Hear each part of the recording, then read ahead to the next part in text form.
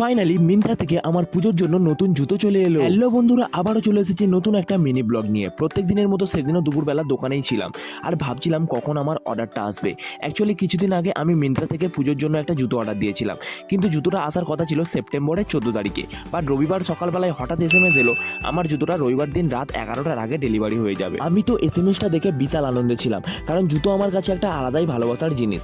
Finally delivery দাদা দুপুরবেলায় চলে এসেছিল আর আমি আমার জুতোটাও হাতে পেয়ে গেছিলাম। চলো এবারে এটাকে আনবক্সিং করা যাক। যেটা দিয়ে জুতোটা প্যাক করা ছিল কাগজটা এতটাই শক্ত যে ছিঁড়তেই পারছিলাম না।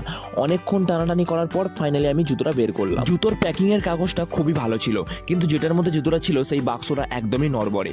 বাক্স যেরকম পারেই হোক আমার জুতোটা ভালো হওয়া নিয়ে দরকার। আর জুতোটা সত্যিই খুব ভালো জুতো এসেছিল, যেরকমটা এক্সপেক্ট করেছিলাম ঠিক সেরকমই এসেছে।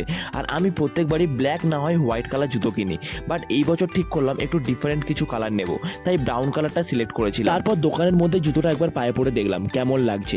দেখলাম বেশ ভালো লাগছিল। আমার তো জুতোটা খুবই ভালো লেগেছিল। তোমরা কমেন্ট বক্সে অবশ্যই জানিও পুজোর জন্য কে কী শপিং করলে। সামনেই তো পুজো চলে এলো বলে।